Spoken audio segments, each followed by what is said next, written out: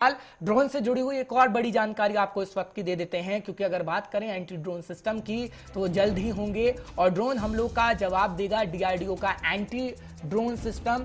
जम्मू अंतर्राष्ट्रीय सीमा पर इसका परीक्षण किया जाएगा, ये जानकारी इस वक्त मिल रही है। पहले परीक्षण किया जाएगा।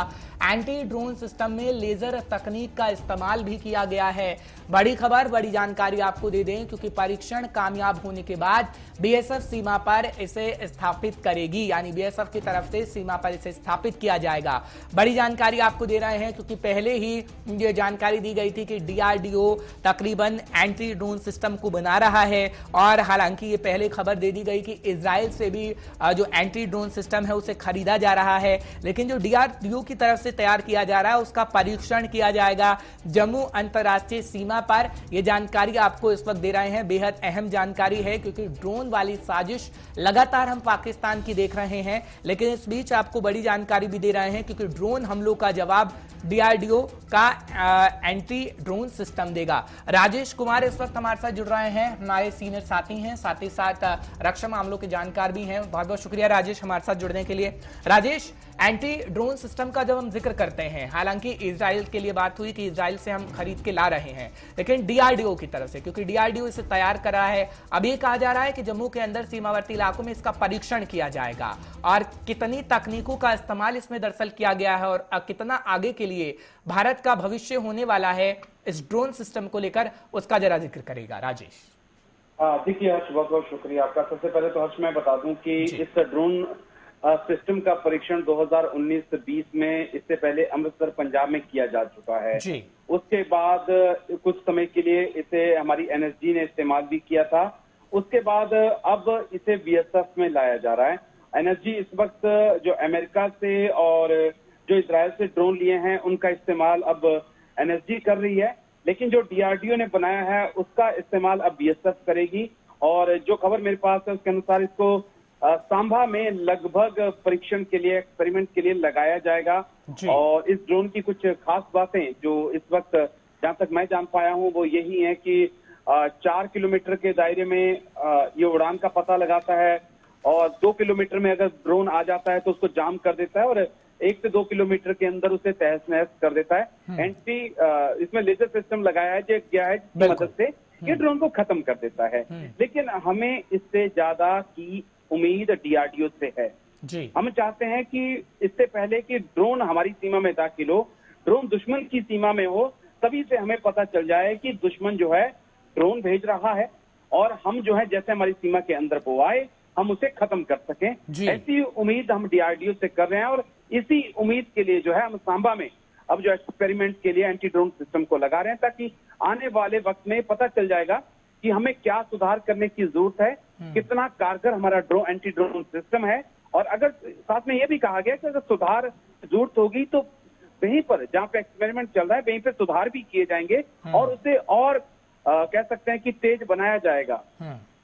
ठीक है राजेश, लेकिन जब हम टेक्नोलॉजी का जिक्र करते हैं तो अब जो हम ये बातें सोच रहे हैं, क्योंकि इजराइल के एंटी ड्रोन सिस्टम का हम जिक्र करते हैं तो दुनिया भर में उसको लेकर चर्चा है, और कहीं ना कहीं उसको लेकर तैयारियां भी हर एक देश की तरफ से कर दी गई थी। तो क्या भारत की तरफ से भी ये तैयारी पहले ही की जानी चाहिए थी, क्योंकि हमें अंदेशा तो था, और जिस तरीके से पाकिस्तान अब ड्रोन के जरिए हमने देखा कि पिछले दिनों किस तरीके से बरामद हुआ है हथियार भी, और जम्मू की तरफ से जो पुलिस कमिश्नर थे उनकी तरफ से प्रेस कॉन्फ्रेंस भी की गई आईजी की तरफ से, और बताया गया कि क्या क्या इस्तेमाल हुआ। पाकिस्तान और चीन दरअसल इसे भारत में भेजने की नाकाम कोशिश कर रहा है, तो क्या तैयारी हमें पहले से नहीं की जानी चाहिए थी?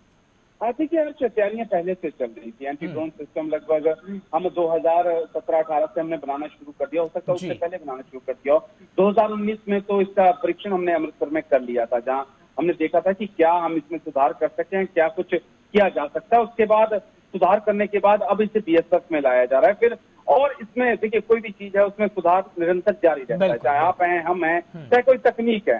इजराइल और अमेरिका के साथ हम तुर्की को जोड़ें तो ये देश ड्रोन तकनीक में बहुत आगे हैं, लेकिन इस वक्त यूथ इंडिया जो है हमारा, जो यूथ है इस वक्त वो तकनीक में बहुत तेज है, और खुद डीआरडीओ के में भी काफी यूथ हैं जो इस तकनीक पे काम कर रहे हैं। और आने वाले वक्त में हम ये उम्मीद करते हैं कि हम इजराइल और अमेरिका और तुर्की के बराबर में खड़े होंगे तकनीक के मामले में।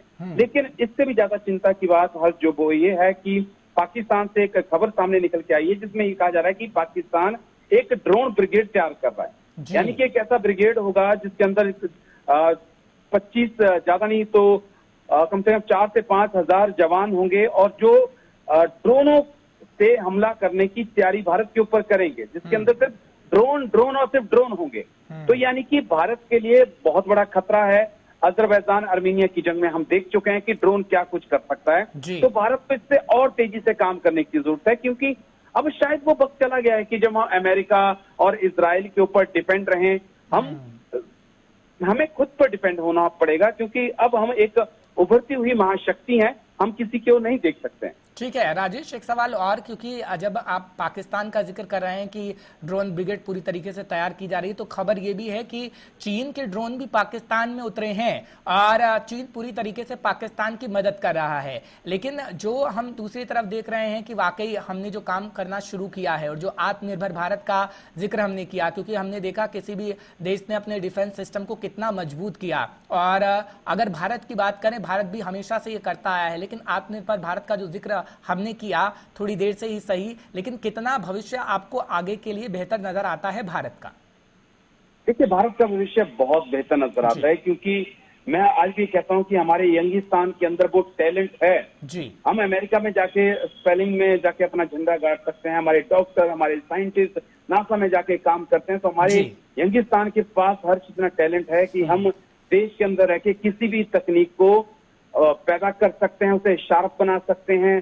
सरकारों की मदद की एक जरूरत होती थी कि सरकार उत्साहित नहीं करती थी, लेकिन ये सरकार आने के बाद इस चीज की भी जो नाराजगी थी वो दूर हुई है। यंगिस्तान को मौका मिल रहा है, हम डीआरडीओ को काम दे रहे हैं, हम डीआरडीओ को बोल रहे हैं कि आप जो बनाओगे हम बोलेंगे। डीआरडीओ को वो हौसला दिया जा रहा है, डीआरडीओ को वो पैसा दिया जा रहा है कि आप बनाइए, हम उसका इस्तेमाल करेंगे, हम उसका प्रयोग करेंगे, आप अच्छी से अच्छी तकनीक बनाइए। तो भविष्य अच्छा है। हर्ष, हमारे पास ब्रेन है, हमारे पास दिमाग है, हमारे पास लेबर है, और इसका इस्तेमाल हम लोगों को करना होगा, जैसे कि चीन ने भी किया है। चीन ने अपनी लेबर का कह सकते हैं कि बहुत अच्छे से इस्तेमाल किया है, उसी राह पे आज भारत निकला है।